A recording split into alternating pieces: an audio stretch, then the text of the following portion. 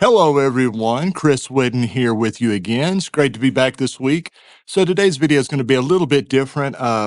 It's been a lot going on the last few days, so I haven't had an opportunity to really prepare and get a good idea together. I just want to do um, a little housekeeping, talk a little bit about the future. Some videos that I am currently working on putting together. It might be a few months down the road before I actually get them finished, but I think the end result will be well worth it. So without further ado, let's dive right in.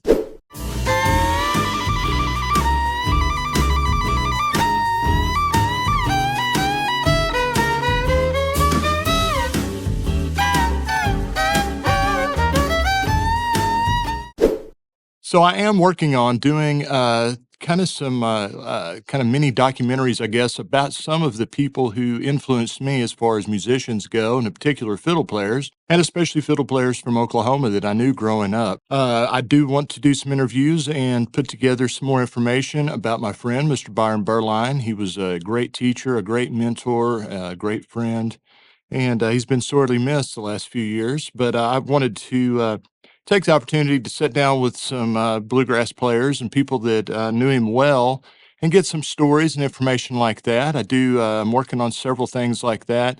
We have the Oklahoma International Bluegrass Festival is coming up in October.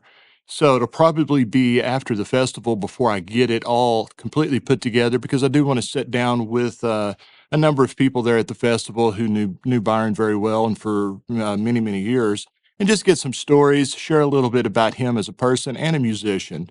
In addition to that, another fiddle player that had a tremendous impact on me, going back to pretty much as far back as I can remember, was a fellow from Surreal, Oklahoma by the name of Keith Coleman. For those of y'all who are not familiar with Keith, you know, he was one of Bob Wills' Texas Playboys. He went to work for Bob Wills in 1949, and he actually played fiddle on the very first original recording of Faded Love, which of course is the Oklahoma State country music song.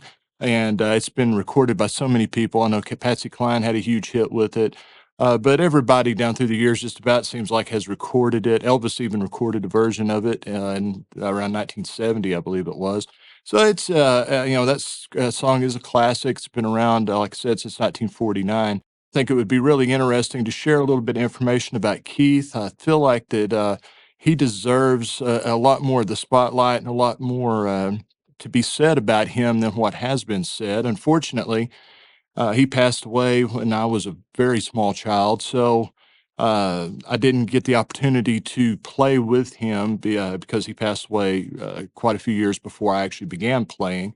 But I just wanted to share his story a little bit, and he was very influential. He was a great player. After he quit working for Bob Wills, around about 1952, I believe it was. I know he worked for many years for the Cimarron Boys, which was Leon McAuliffe's band. There's quite a few black and white videos I have found with him on the town hall party there in Los Angeles in the early 1950s with Leon, and some videos of them up in Missouri. Anyway, there's some great black and white footage out there. And then, of course, he played for many people over the years. And then the other thing he's probably remembered for is he did play on Bob Wills' last record, the For the Last Time album.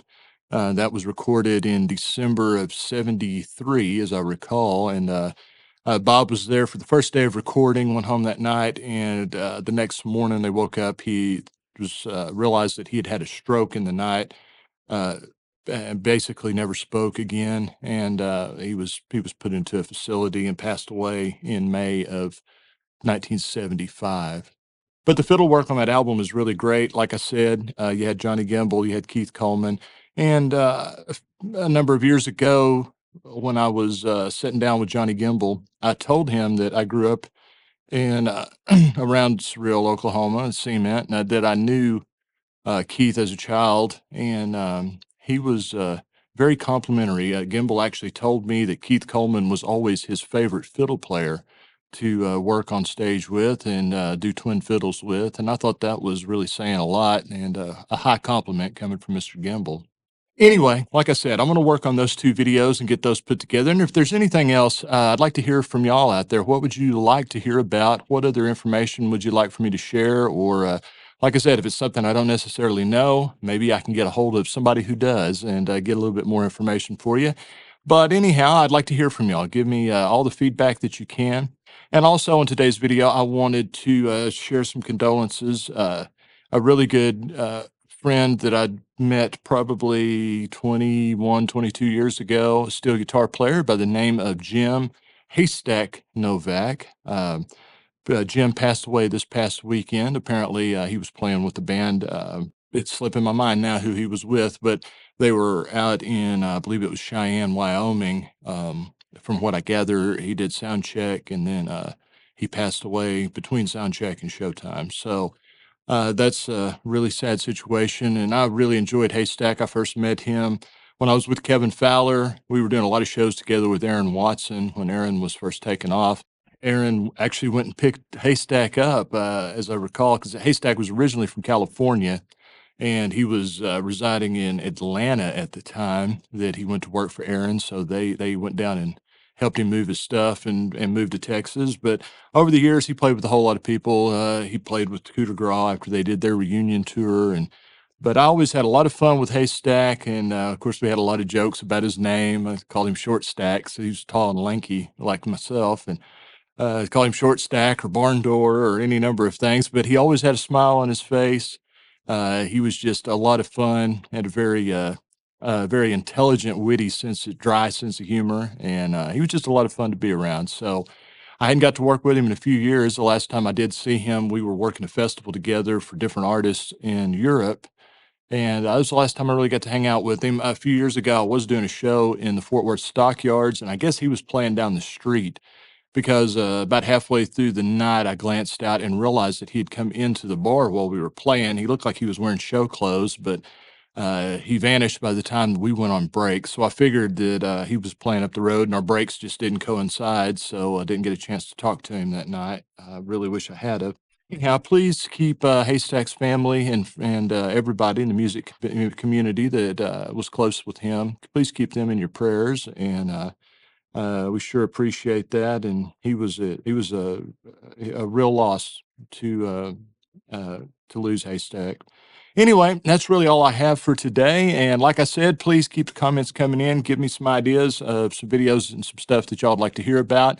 In the meantime, I'm going to be working on some stuff, actually working on something really big this week that kind of pertains to the videos that I was talking about, in particular the Byron Berline video. So hopefully, if everything goes as planned, I'll have something out next week involving that, something that we're working on planning for this Friday night. Thank you all for listening and watching. And if you hadn't, please go down below, hit that subscribe button, and click that little bell icon. If you do, it will let you know anytime I upload new content. And if you'd like some violin, fiddle, or mandolin recorded, some tracks laid down, please let me know. I'd love to work with you on it, see what kind of magic we can make happen. And if you're interested in violin or fiddle lessons, please let me know. I'd love to work with you. We can do those remotely, work around your schedule, and make it real simple. So I hope each and every one of you have a wonderful day, a wonderful week, and keep on picking.